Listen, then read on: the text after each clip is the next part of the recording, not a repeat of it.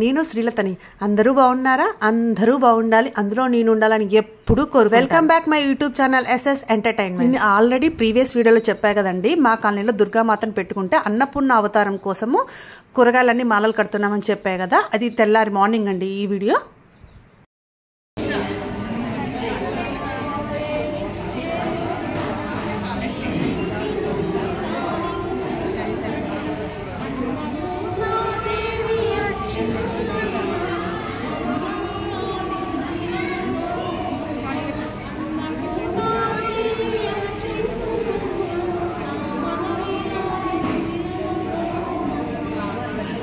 అన్నపూర్ణాదేవి అలంకారంలో మా అమ్మవారు ఎంత అందంగా ఉన్నారో కదండి. మాకైతే చాలా సంతోషంగా ఉందండి అన్నపూర్ణాదేవి అలంకారం చూశాక. మనము ఇంట్లో నైవేద్యం చూపించేటప్పుడు ఈ ముద్రతో చూపించాలండి. అంటే ఆ పదార్థం యొక్క ఒకవేళ మధ్యాహ్నం సమయంలో మహానైవేద్యం అంటే అన్నం, పప్పు, కూర, మిగతా అన్నీ కూడా చూపిస్తున్నాం. ఎప్పుడైనా వ్రతానికి మన ఇంట్లో చేసుకున్నప్పుడు అన్ని పదార్థాలు పడుతుంటాయి, అప్పుడు అది మహానైవేద్యం ఉంటారు. అప్పుడు ఇలా చూపించాలి, ఇలా చూపించాలి. ఎన్నిసార్లు చూపించాలండి? మనం ప్రాణవ్యాప్తం 5 సార్లు. కొన్ని శాస్త్రాల్లో 32 మార్లు చూపించమని చెప్తున్నారు. ఎలా చూపించాలట? ఇలా మనం 2 చేతులతో ఇలా మనం 2 చేతులతో తినగల ఇలాగ నెమ్మదంగా చూపించాలి. డైరెక్ట్గా మనమే అమ్మవారి చేతిలో నోట్లో పెట్టేది కాకుండా ఆవిడ చేతికి అందించి నోట్లో పెట్టుకున్నట్టుగా మనం భావించాలి. ఆ పదార్థాన్ని పేరు చెప్తూ ప్రతి పదార్థాన్ని అమ్మవారికి చూపిస్తున్నట్లయితే అమ్మవారు ఆ యొక్క పదార్థం మీద దృష్టి సారిస్తుంది. మనం పెట్టిన వరకు అది నైవేద్యం అవుతుంది. అమ్మవారు ఆ యొక్క వీక్షణ చేసిన తర్వాత అది ఏమవుతుంది? ప్రసాదం అవుతుంది. అందుచేత మనం చక్కగా ప్రేమగా అమ్మవారికి ఆ యొక్క నైవేద్యం, మన ఇంట్లో ఏ దేవతామూర్తి ఉన్నా, రాముడైనా కృష్ణుడైనా అమ్మవారైనా ఏ దేవతామూర్తి అయినా సరే ఆ యొక్క ప్రసాదాన్ని అలా నివేదన చేయమని చెప్తున్నారు. ప్రసాదానికి ముందుగా అమ్మవారి ముందుగా చెయ్యి కడగాలి, అంటే అర్ఘ్యం చూపించాలి, పాదాలు. అలాగైతే మనం భోజనం చేసేటప్పుడు చేతులు కాళ్ళు కట్టుకొని కూర్చుంటాము, అలాగే ముందుగా ఒకసారి ఆచరణ చూపించాలి. పదార్థాలు చూపించేటప్పుడు ఎప్పుడైనా మనం తింటున్నప్పుడు ఎక్కుళ్ళు రావచ్చు కదా, మధ్య పానీయం, ఒక్కొక్కసారి మధ్యలో నీళ్లు తాగమ్మా చూపించాలి. పదార్థాలు పూర్తిగా అయిపోయిన తర్వాత అమ్మవారి హస్తం ప్రక్షాళయాలు, పాదవ ప్రక్షాళయాలు, తిన్న తర్వాత కూడా కాళ్ళు చేతులు శుభ్రపరచాలి. అలాగే తాగడానికి మళ్ళా నీళ్లు ఇవ్వాలి. ఇవి ఇచ్చిన తర్వాత అమ్మవారి చేతులు కాళ్ళు కూడా మనం కూర్చున్నట్టుగా భావించవచ్చు. పదార్థాలన్నీ ఇప్పించిన తర్వాత సాధారణంగా ఇన్ని పెట్టాం కదండి, అమ్మవారికి తాంబూలం కూడా సమర్పించాలి. తాంబూల కురుతిముకి అంటే తాంబూలం అమ్మవారు సేవించిన తర్వాత అమ్మవారి యొక్క జిప్ప నాలుగు ఎలా అవుతుందట? దాడిమి కుసుమ అంటే దానిమ్మ పువ్వు యొక్క రంగులో అమ్మవారి నాలిక మారుతుందట. అంటే అంత చక్కగా ఎర్రగా ఉంటుంది. ప్రతి సువాసిని అంటే వివాహమైన ప్రతి స్త్రీ కూడా భోజనం తర్వాత తాంబూలం వేసుకోమని చెప్తున్నారు శాస్త్రాన్ని. చక్కగా తాంబూలం వేసుకున్నట్లయితే చక్కని ఆరోగ్యం పొందుతుందని చెప్తున్నారు. ఇప్పుడు నేను మంత్రం చదివి చూస్తాను, మీరే చూపించాలి. మీ ప్రసాదాన్ని మీరే అమ్మవారికి ప్రేమగా చూపించండి.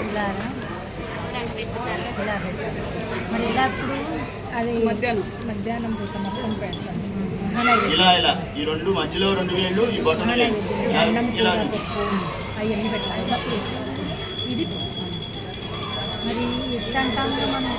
అట్లా అనొద్దంట. ఇప్పుడు అదే అనకూడదంట, మన డబ్బడం అయిపోయిందని చేతికి అందిస్తున్నట్టు భావించుకొని చేయాలి. క్యాప్లో ఏంటి క్యాప్లో ఏం కదులుతుందా అనుకుంటున్నాను. అట్లా అనకూడదు.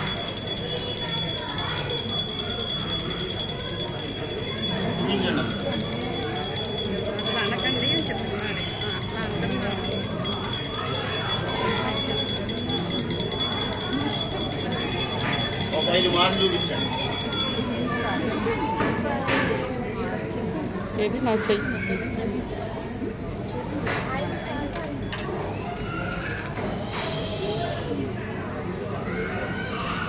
మా కాలనీలో అన్నపూర్ణాదేవి అలంకారం రోజు మాత్రం మేమందరం ఇంటికాంచే ప్రసాదాలు తీసుకొని వస్తామండి. తలా 2 ఐటమ్స్ అన్నట్టు తీసుకొస్తాము.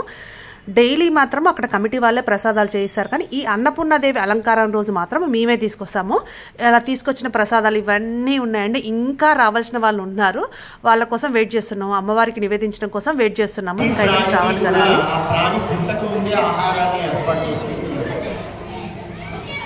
అంటే బిడ్డ పుట్టగానే పాలు ఏర్పడి ఉంటాయి. అది ప్రతి ప్రాణికి కూడా, ఏ ప్రాణికి ఆ ప్రాణి ఆహారాన్ని ముందుగానే అమ్మ ఏర్పాటు చేసుకుంటుంది. అది అమ్మకు మాత్రమే సాధ్యమవుతుంది. అందుచేత ఆవిడ సదా పూర్ణి, అంటే ఎల్లవేళలా కూడా ఆవిడ పూర్ణత్వం కలిగింది. ఆవిడ యొక్క అనుగ్రహం చేత జ్ఞాన వైరాగ్యాలు మనకు చూపించాలి. ఏదైనా ఒక ఆహారం తీసుకున్నామంటే సాత్వికమైన ఆహారము, రజస్సుతో కూడిన ఆహారం, అదే తమస్సుతో కూడిన ఆహారం. మనం ఇక్కడ నివేదన చేసే పదార్థాలన్నీ కూడా సాత్వికమైనవి. మరి రజోగుణంతో కూడిన ఆహారాలకి బాగా కారం ఎక్కువ ఉన్నవి రజోగుణంతో, తమోగుణంతో కూడినదంటే వేరే పదార్థాలు అన్నమాట. మా కాలనీలోని దుర్గా శరణ్ నవరాత్రులకి ఎవ్రీ ఇయర్ ఈ అనిలయ్య గారే వస్తారండి. మాకు తనకు వీలున్నప్పుడల్లా మాకు కావాల్సిన ఆచారాలు, పద్ధతులు కొన్ని మాకు తెలియని అన్ని ఎక్స్ప్లెయిన్ చేస్తూ ఉంటారు అనిలయ్య గారు.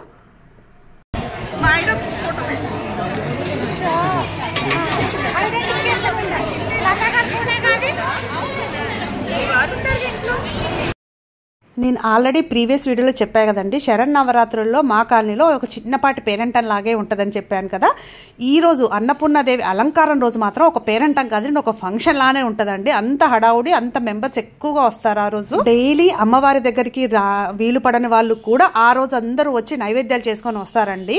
అలా చాలా మంది వస్తారు కాబట్టి ఒక చిన్నపాటి మినీ ఫంక్షన్ హాల్ లానే ఉంటుందండి మాది అమ్మవారి మండపము. శరణ్ నవరాత్రుల్లో దుర్గమ్మను అన్నపూర్ణాదేవిగా అలంకరిస్తారు. ఈ అలంకారంలో అమ్మవారు భక్తులకు ఆహారానికి, సంపదకు ఆది దేవతగా దర్శనమిస్తారు.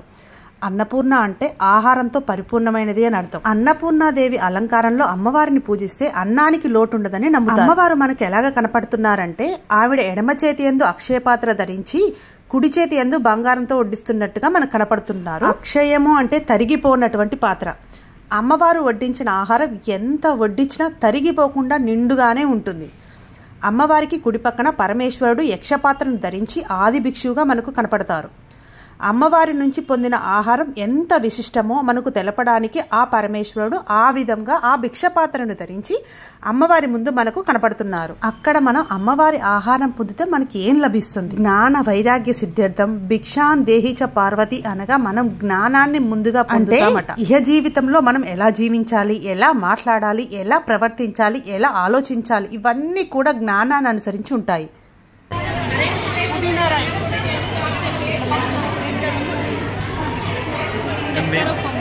చక్కెర పొంగల్. మేడం మీరు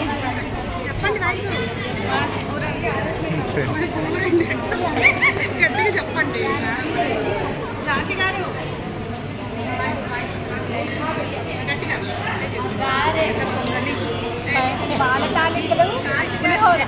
పాల తాలికలు పులిహోర. మీరు మేడం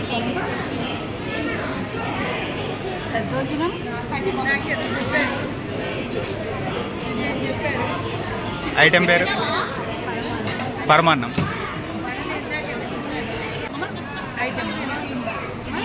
ప్రసాదం టైప్లో ఉంటుంది. ఓకే. పొంగలి, కట్టె పొంగలి, గుగ్గిలు, గూపి.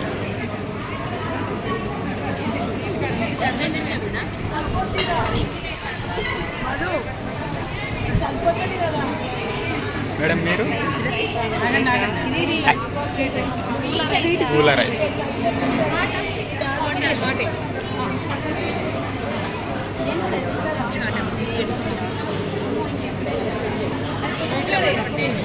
ఐటెం పేరు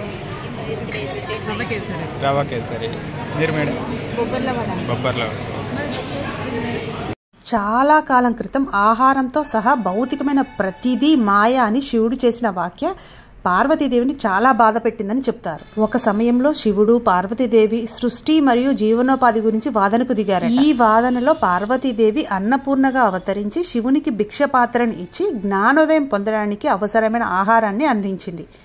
ఈ కథ ఆకలితో ఉన్నవారికి ఆహారం అందించడము, నిస్వార్థ సేవ యొక్క ప్రాముఖ్యతను హైలైట్ చేస్తుంది. హిందూ మతంలో ఆహారానికి ఆరాధనకు చాలా ఇంపార్టెన్స్ ఉన్నందున అన్నపూర్ణాదేవిని ఒక ప్రముఖ దేవతగా భావిస్తారు.